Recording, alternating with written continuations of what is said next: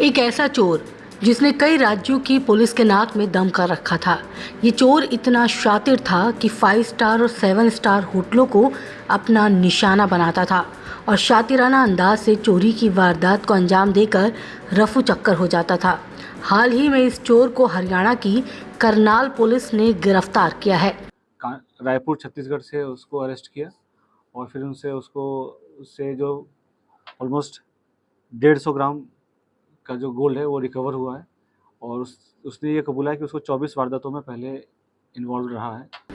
आरोपी के पास से 15 तोला सोना और 3800 रुपये बरामद हुए हैं।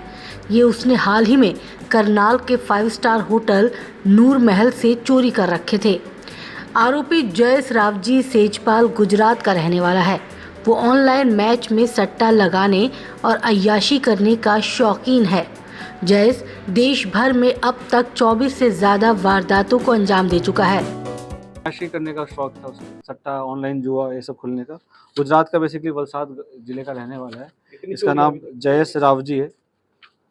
एज आई टोल्ड अर्लियर कि 24 इसने जो कबूल किया है वो 24 चोरियाँ हैं। बाकी अभी इस नूर महल की घटना के बाद भी उसने कोई नागपुर में, जैसा कि वो कबूल कर रहा है कि नागपुर में कोई चोरी की है, नागपुर पुलिस से संपर्क किया जाएगा और ऐसा कुछ मिलता है तो फिर। साल 2000 में उसने चोरी की दुनिया में कदम रखा था। कई केस में आरोपी को जेल भी हो चुकी है। फिलहाल वो जमानत में बाहर है और इसके बाद उसने करनाल में चोरी की वारदात को अंजाम दिया, जिसके बाद से ही करनाल पुलिस इसके पीछे लगी हुई थी। बता दें कि आरोपी आदतन अपराधी है। उसने पूछताछ में बताया कि वो ई रिक्शा या ऑटो से 5 स्टार या 7 स्टार होटलों की रेकी करता था। होटल को चिन्हित करने के बाद वो उस होटल का फ़ोन नंबर ऑनलाइन निकालता और फिर फ़ोन करके पार्टी या शादी का प्रोग्राम बुक करने की बात करता। बातों ही बातों में उस होटल में होने वाले प्रोग्रामों की डिटेल जुटा लेता।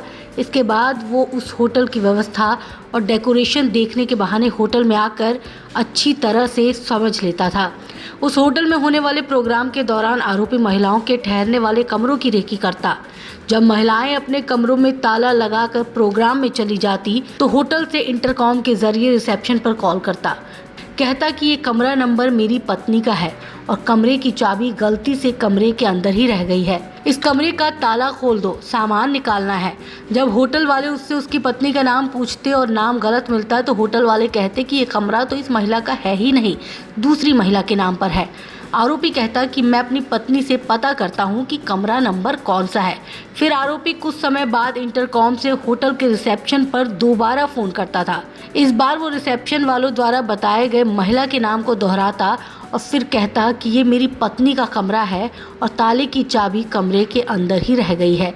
इसके बाद होटल स्टाफ उस कमरे का ताला खोलकर निकल जाते थे। आरोपी कमरे के अंदर घुसकर कमरे में रखा सारा कीमती सामान और नकदी चोरी करके फरार हो जाता था और इस तरह वो एक के बाद एक चोरी की वारदातों को अंजाम दे रहा था।